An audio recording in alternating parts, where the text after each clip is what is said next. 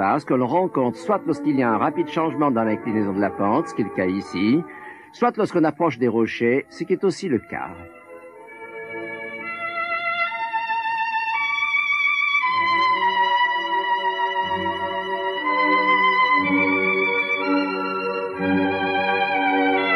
Ainsi, au-delà de la Rimée, au-dessus de la Rimée, on accède à la crête faîtière, et là l'ascension change de caractère. Jusqu'à présent, on montait au centre d'une large paroi entre crevasses et séracs. Maintenant, on va suivre la crête entre la pente glacée sommitale versant nord et les escarpements rocheux versant sud.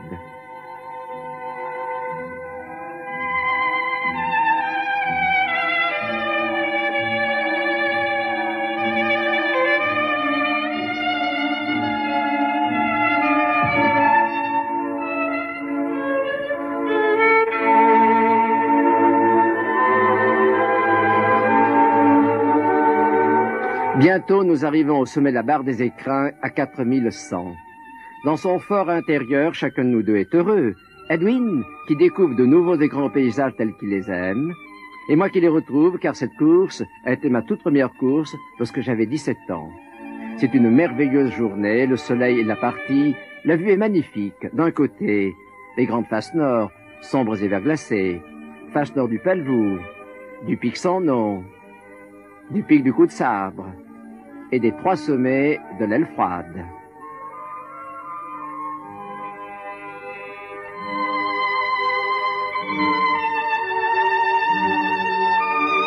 Et de l'autre côté, vers le nord, le grand pic de la Meige avec à gauche le pic glacé carré et à droite les arêtes qui vont vers le pic central de la Meige ou Doigt de Dieu et qui se continuent jusqu'au pic Gaspard. Face sud du grand pic de la Meige, puis traverser des arêtes. Voilà notre prochaine course. À côté de moi, mon compagnon, mais qui est Edwin? Il est né puis a grandi à des milliers de kilomètres d'ici, aux États-Unis, dans les grands paysages de l'Ouest, déserts, montagnes et forêts de l'Idaho, entre les lacs Pend d'Oreille et Cœur d'Haleine. Il est avocat, mais il est aussi pour la nature qui lui a beaucoup donné. C'est un héritier de John Muir, qui est notre exemple à tous, et de David Brower. En 1860, John Muir se mettait en travers de ceux qui, arrivés en Californie à la côte du Pacifique, voulaient abattre, dans un but par ailleurs compréhensible, pour construire des maisons et des bateaux, les redwoods et les séquoias géants hauts de 100 à 140 mètres. Maisons et bateaux ont été construits autrement, et grâce à John Muir, pionnier de cette nouvelle croisade, la conservation de la nature, et ce n'est pas d'aujourd'hui, 1860, nous pouvons aujourd'hui encore être émerveillés par des arbres magnifiques, hauts de plus de 100 mètres, et vieux d'un peu plus de 3000 ans.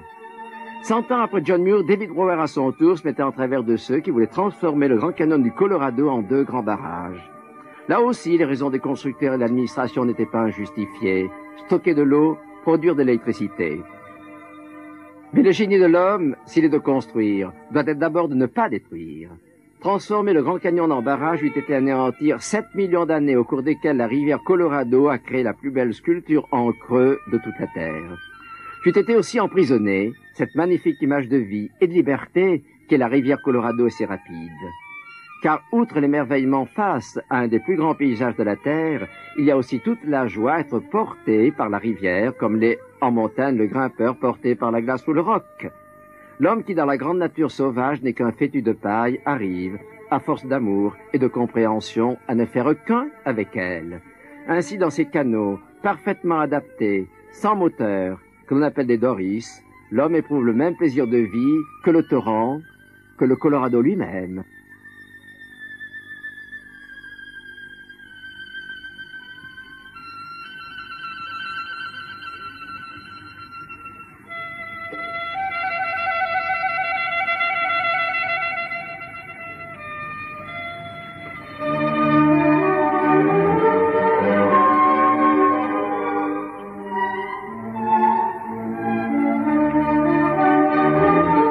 Depuis cette grande et importante bataille pour sauver le Grand Canyon du Colorado, David Brower a fondé Friends of the Earth, les Amis de la Terre, et Edwin est un des plus actifs collaborateurs de David Brower.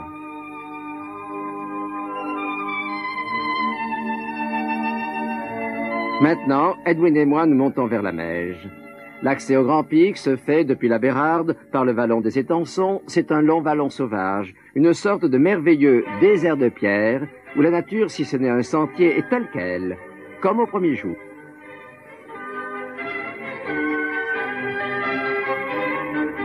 En Oisan, les marches d'approche sont importantes et souvent semblent fastidieuses, mais dans les distances, comme dans l'impression, elles créent l'éloignement. Et en étant loin de tout, on devient proche de certaines choses. Accrochés à l'arête du promontoire, le petit refuge où nous passerons la nuit. Et 500 mètres à l'est, à droite du refuge, la face sud du Grand Pic, haute muraille de 800 mètres, où nous irons demain. Et du haut du Grand Pic, nous traverserons ensuite les arêtes sur la droite, par la brèche de Ximondi, le pic Ximondi, jusqu'au pic central de la Meije, ou Doigt de Dieu. Au tout petit matin, en fait il fait encore nuit, nous quittons le refuge.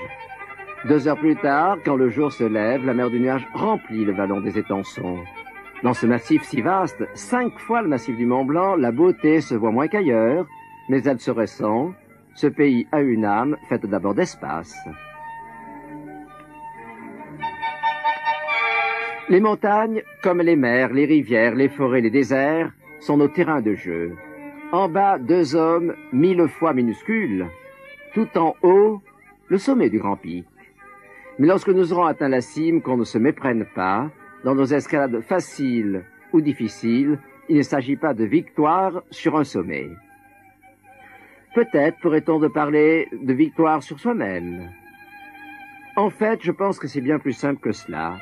La naissance nous a donné un corps, des muscles, un cœur, une âme. Elle nous a apporté aussi, et qu'on le veuille ou non, des ardeurs, des élans. Les montagnes, mais il n'y a pas qu'elles, sont des terrains où l'on peut utiliser ce que gratuitement la nature nous a donné de meilleur, car ils existent bien au fond de nous-mêmes, le désir, puis le plaisir de jouer et de respirer, c'est-à-dire de courir, de sauter, de nager, de grimper.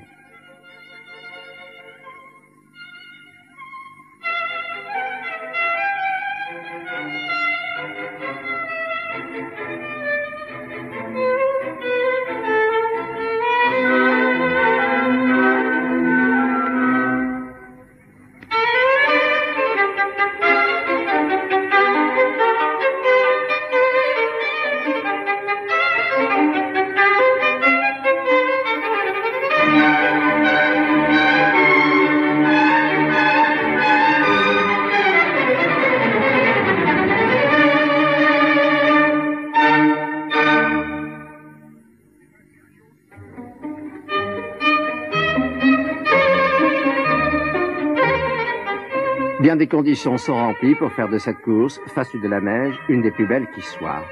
Il y a l'escalade, magnifique, et alentour le paysage sauvage à souhait. De cela, vous avez déjà pu vous rendre compte. Mais il y a aussi, et sans doute d'abord, le nom et l'histoire d'une montagne légendaire.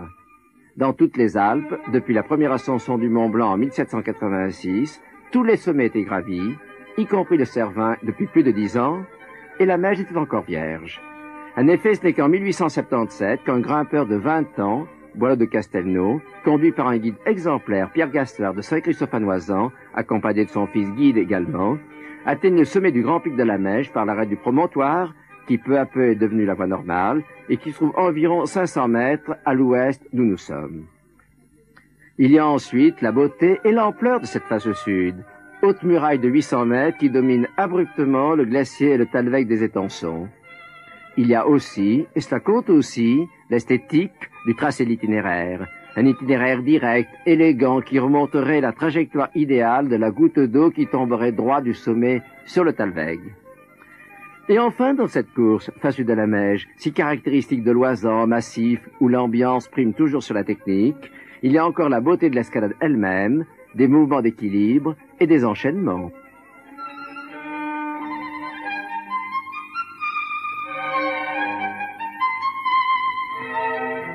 Le temps semble vouloir changer, le ciel se voile, par moments la lumière devient blanche, tandis que nous escaladons le ressaut qui va nous conduire à 3700 mètres d'altitude, au niveau de la petite vire dite du glacier Carré.